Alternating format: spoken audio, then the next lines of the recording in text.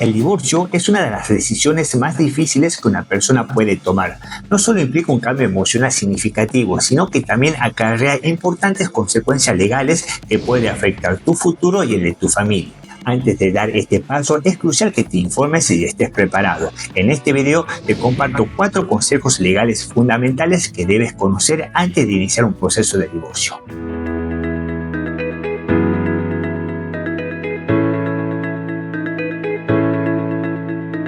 Hola a todos y bienvenidos nuevamente a mi canal. Soy Mario Torres, abogado y profesor de Derecho. Hace más de 18 años que me dedico a brindar asesoramiento legal y a dar clases de Derecho. Y hoy vamos a hablar de un tema muy importante, el divorcio y las consecuencias legales a las cuales debes estar preparado. Quédate que en este video te lo cuento todo. El primer consejo que te voy a dar es que tienes que entender cuáles son los tipos de divorcio que existen y las diferencias entre ellos. 1. Divorcio por mutuo acuerdo. Es cuando ambas partes están de acuerdo en los términos del divorcio, incluyendo división de bienes, custodio de los hijos y pensión alimenticia. Este tipo de divorcio es generalmente más rápido y menos costoso, al igual que también es menos conflictivo. 2. Divorcio contencioso.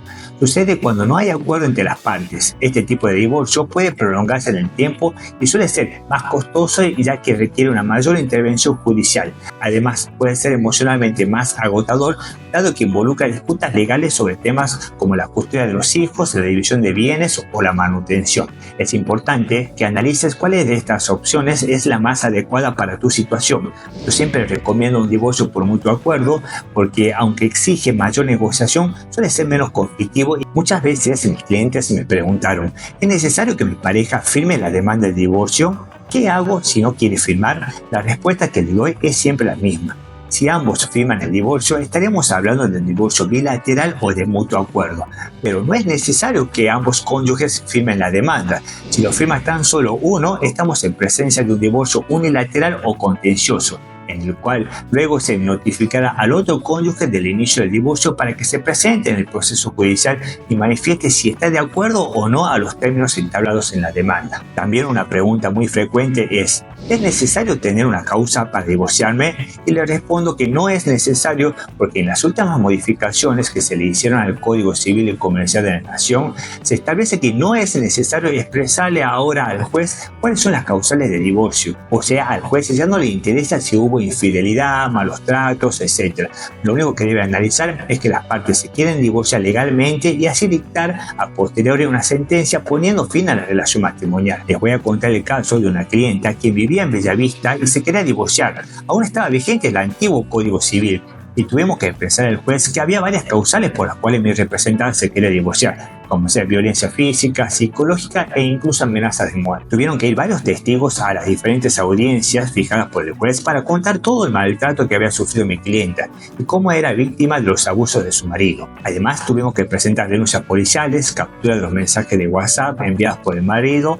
Este pleito duró varios años hasta que pudimos obtener una sentencia favorable y así lograr el divorcio. Esto, por suerte, en la actualidad ya no ocurre y hoy los divorcios se hacen sin expresión de causa y son mucho más rápidos, económicos y menos traumantes para las partes. El segundo consejo es que debe considerar una de las cuestiones más importantes al resolver un divorcio, que es la división de bienes. En Argentina, según el Código Civil y Comercial de la Nación, existen 2 regímenes. 1. Régimen de comunidad de bienes. Aquí los bienes adquiridos durante el matrimonio son considerados gananciales y por lo tanto deben dividirse en partes iguales al momento del divorcio, independientemente de quién los haya adquirido. 2. Régimen de separación de bienes. Cada cónyuge es dueño de los bienes que haya adquirido durante el matrimonio y no hay necesidad de dividirlos al momento del divorcio.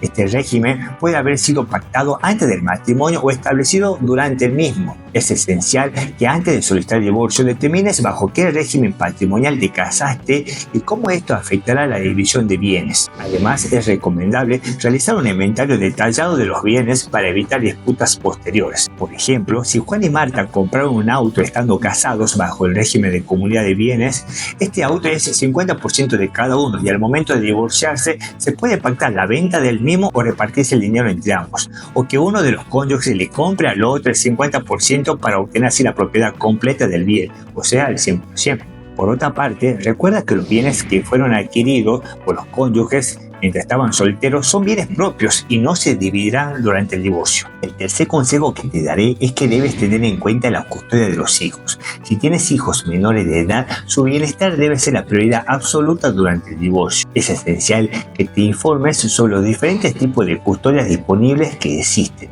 las cuales son las siguientes. 1. Custodia compartida. Ambos padres tienen la responsabilidad legal y física sobre los hijos, lo que implica que estos pasarán tiempo viviendo con ambos, en un esquema que se define en función de su bienestar. 2. Custodia exclusiva. Uno de los padres obtiene la custodia principal, mientras que el otro tiene derecho de visita. Esto suele ocurrir cuando el juez considera que uno de los padres es más apto para cuidar a los hijos o cuando así lo acuerdan entre ambas partes. Recuerda que las decisiones sobre la custodia no solo afectan dónde y con quién vivieron los hijos, sino que también involucra aspectos esenciales como la educación, la salud y el bienestar. En cualquier caso, es fundamental que el acuerdo de custodia sea claro y detallado para evitar futuros conflictos. Además, recuerda que siempre debes poner por delante los intereses y bienestar de tus hijos. Si no llegas a un acuerdo con tu expareja, será el juez quien decida lo mejor para los niños. Por ejemplo, me pasó un caso en el cual mi clienta se negaba a que el padre de su hija tenga contacto con la menor, en razón de que ambas habían sido víctimas de violencia doméstica por parte de aquel. Expusimos esto ante la jueza, quien decidió dar intervención a los miembros del gabinete psicosocial compuesto por psicólogos y asistentes sociales, quienes luego de entrevistar a los cónyuges iniciaron un proceso de revinculación para que el padre de manera progresiva pueda tener contacto con su hija, todo bajo supervisión de los profesionales designados a tal efecto. El último y cuarto consejo que te daré es que es importante que entiendas las implicaciones de las pensiones alimenticias y compensatorias. Pensión alimenticia, o también denominada cuota alimentaria, es la contribución económica que uno de los padres debe realizar para cubrir las necesidades básicas de los hijos, incluyendo alimentación, educación, salud y vivienda.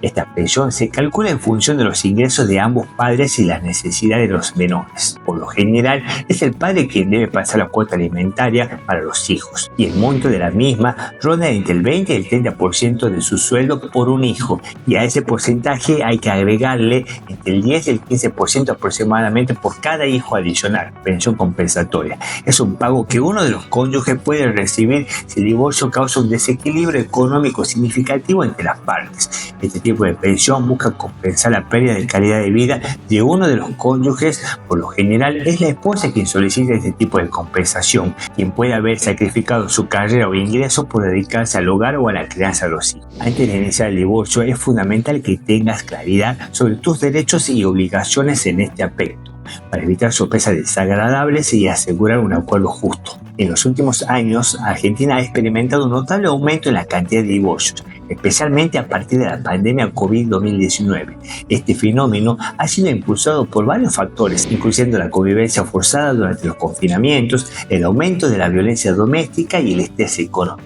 En 2022 y 2021, los registros muestran un incremento significativo en los divorcios, alcanzando cifras sin precedentes en varias provincias. Por ejemplo, en la provincia de Buenos Aires se registraron 24.551 divorcios en 2021, casi el doble en comparación de los años anteriores. Este incremento ha sido atribuido a la crisis emocional y la tensión generada por la pandemia. Otro dato relevante es lo ocurrido en Mendoza, donde los divorcios se cuadruplicaron en los últimos 3 años. Pasaron de 1.058 en 2021 a más de 4.000 en 2023. Este aumento se refleja también en otras provincias, surgiendo una tendencia nacional hacia la disolución de matrimonios, influenciada por los cambios sociales y la adopción de procesos legales más ágiles. En cuanto a los grupos más afectados, las parejas con más de 10 años de matrimonio lideran las tasas de divorcios. Esto se relaciona con un cambio cultural, donde las personas, especialmente las mujeres, están menos dispuestas a tolerar relaciones insatisfactorias, priorizando su bienestar personal y la de sus hijos. El trámite de divorcio en Argentina, de acuerdo con el Código Civil y Comercial,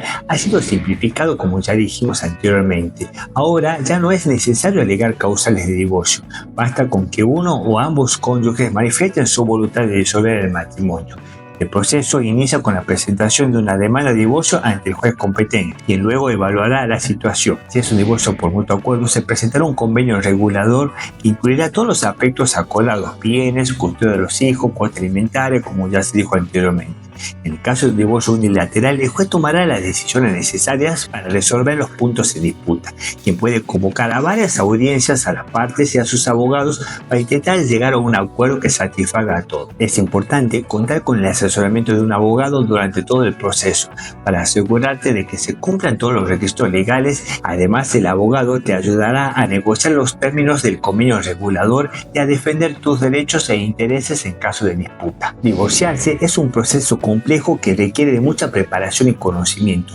Al tener en cuenta estos 4 consejos legales que te di, estarás mejor preparado para afrontar esta etapa con mayor seguridad y protección.